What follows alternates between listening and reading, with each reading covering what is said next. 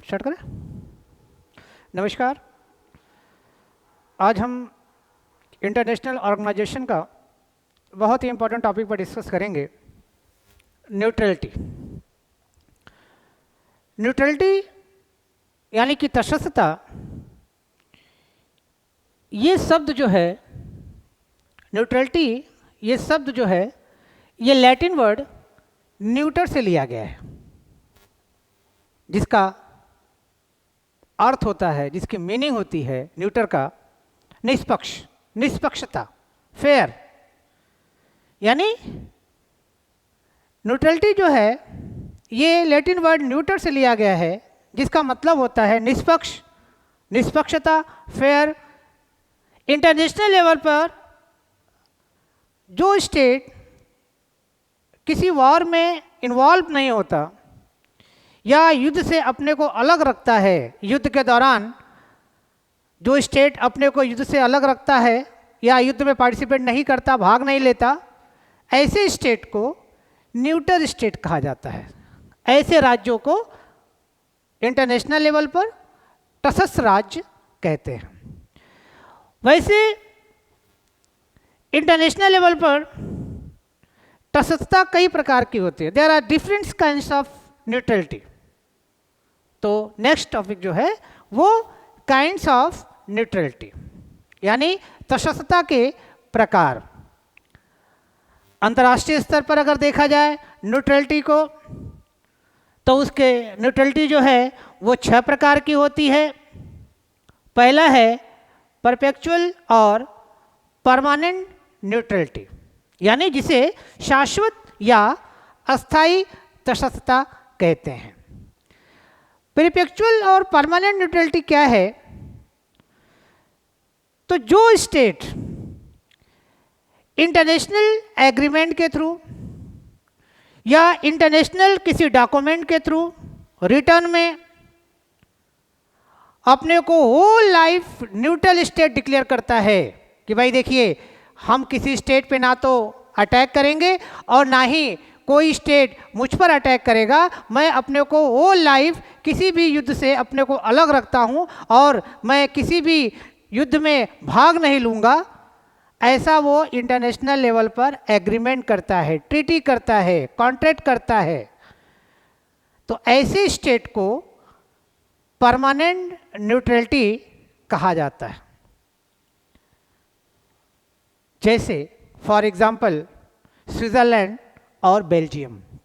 देखिए, स्विट्ज़रलैंड और बेल्जियम जो है, ये 2 राष्ट्र ऐसे हैं जिन्होंने अपने को होल लाइफ न्यूट्रल डिक्लेयर किया है कि भाई देखिए, हम ना तो किसी पर अटैक करेंगे और ना ही कोई मुझ पर अटैक करेगा, और हम अपने को whole life neutral state declare करते हैं। और उन्होंने ऐसा इंटरनेशनल एग्रीमेंट के थ्रू, एक ट्रीटी के थ्रू, एक रिटर्न में ऐसा एग्रीमेंट किया है, ऐसा डिक्लेरेशन किया है। इसलिए उसको कहा जाएगा, ऐसे स्टेट को कहा जाएगा परपेचुअल और परमानेंट न्यूट्रलिटी, जैसे फॉर एग्जांपल बेल्जियम और Switzerland. Next, partial and general neutrality. Partial and general neutrality यानी कि आंशिक तथा समान तटस्थता। आंशिक और समान तटस्थता का मतलब होता है कि किसी भी वॉर पीरियड में जब कोई थर्ड स्टेट वॉर पीरियड के दौरान अपने को न्यूट्रल रखता है, यानी कि वो केवल वॉर पीरियड तक ही न्यूट्रल रहता है। जैसे ही वॉर एंड होगा, उस स्टेट की न्यूट्रलिटी भी एंड होगी। या तो वो होल स्टेट को न्यूट्रल डिक्लेयर करता है, या स्टेट के किसी पार्ट पर, किसी पर्टिकुलर पार्ट पर, किसी पर्टिकुलर प्लेस को वो न्यूट्रल डिक्लेयर करता है। तो ऐसे स्टेट को इंटरनेशनल लेवल पर पार्शियल एंड जनरल न्यूट्रलिटी कहा जाता है। फॉर एग्जांपल, मान लीजिए कि नेपाल ने यह कह दिया कि भाई ये काठमांडू का जो एरिया होगा, उस एरिया को हम न्यूट्रल डिक्लेयर करते हैं। यानी कि कोई भी स्टेट वार पीरियड के दौरान काठमांडू के ऊपर अटैक नहीं करेगा, उतना एरिया उसका क्या हो जाएगा, उसको पार्शियल न्यूट्रलिटी कहा जाएगा।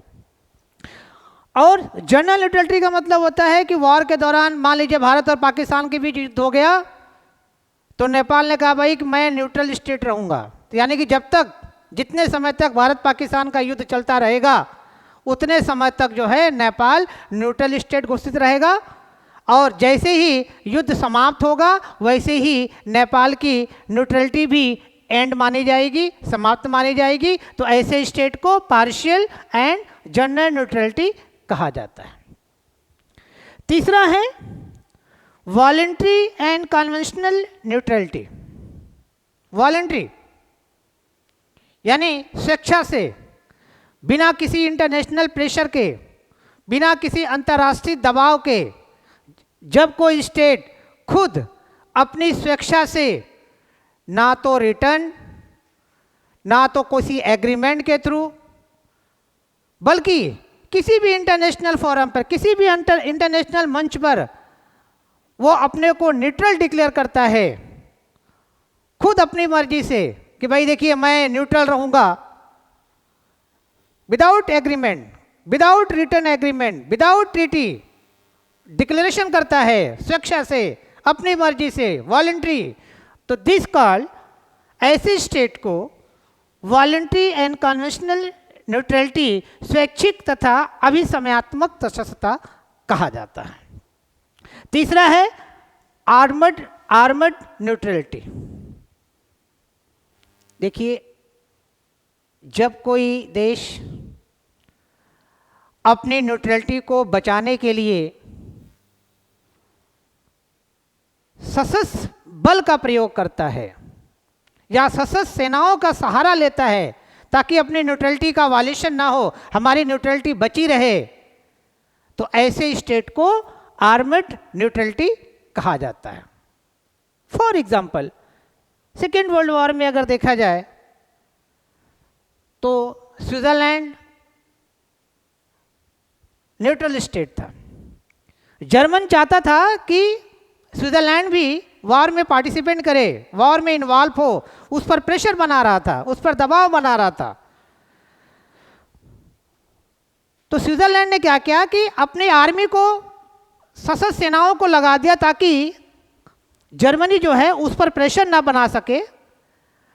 तो उसने ये सब कुछ अपनी न्यूट्रलिटी को बचाने के लिए किया ताकि जर्मन की सेनाएं जो हैं उस पर प्रेशर ना बना सके, कि इसलिए वो युद्ध में पार्टिसिपेट नहीं करना चाहता था, क्योंकि उसने अपने को होल लाइफ न्यूट्रल डिक्लेयर किया था।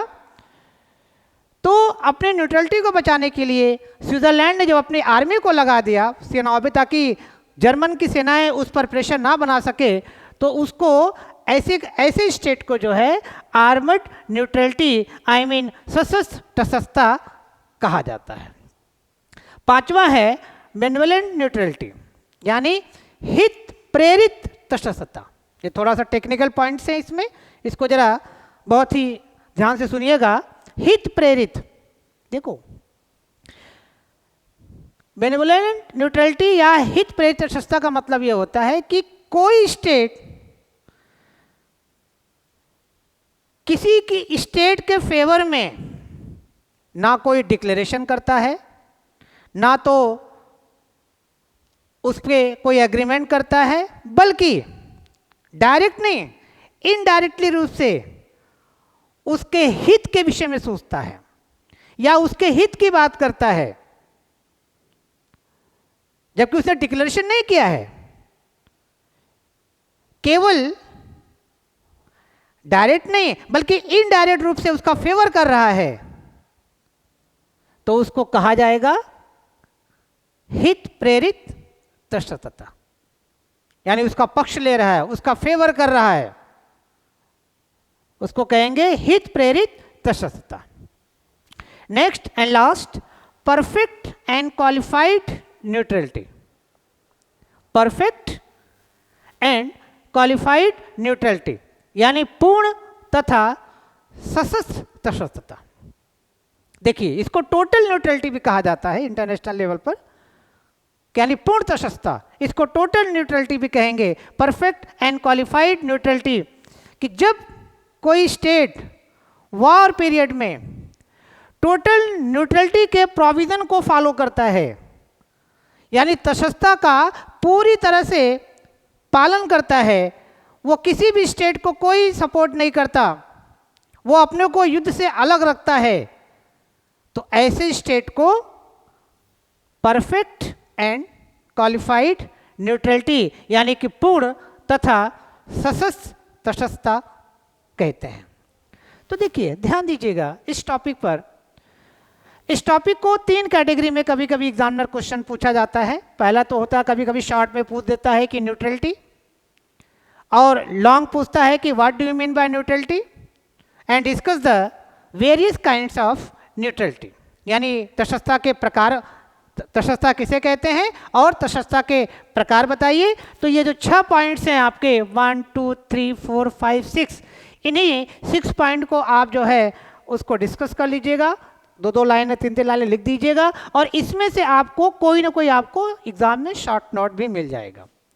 इसके अलावा भी इस टॉपिक से पूछा जाता है कि neutrality under the UNO charter, यानी कि न्यूट्रलिटी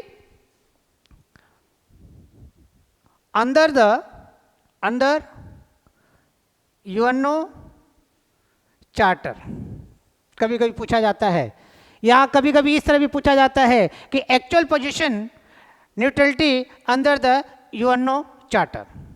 देखिए संयुक्त राष्ट्र के अंतर्गत तटस्थता की क्या स्थिति है। कभी कभी ये भी पूछा जाता है कि यूएनओ चार्टर के प्रोविज़न ने तटस्थता की स्थिति को प्रभावित किया है, क्या आप इस कथन से सहमत हैं?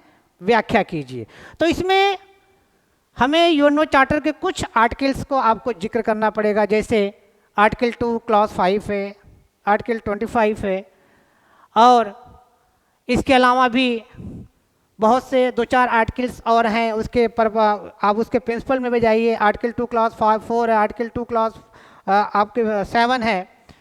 तो जिसमें जो है ये कहा जाता है कि भाई अगर सिक्योरिटी काउंसिल ने किसी स्टेट से अगर सपोर्ट मांगा है तो वो सिक्योरिटी काउंसिल को सपोर्ट करेगा।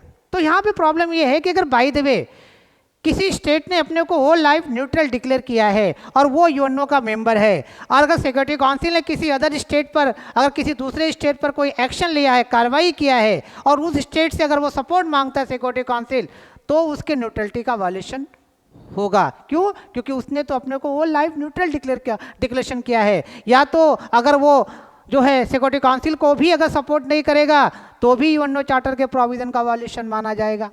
तो ये कहीं ना कहीं से जो है यूएनओ चार्टर की जो प्रोविज़न है वो कहीं ना कहीं से न्यूट्रलिटी को पूरी तरह से प्रभावित किया है। तो मिला जुला के आप इतने टॉपिक को आप एक्सप्लेन कर लीजिएगा। नेक्स्ट लेक्चर में जो है हम आपको UNO neutrality under the UNO charter को हम डिस्कस करेंगे, क्योंकि थोड़ा लंबा पड़ जाएगा, आज हो भी नहीं पाएगा। नेक्स्ट टॉपिक हम इस पर डिस्कस करेंगे, neutrality under the UNO charter. Thank you.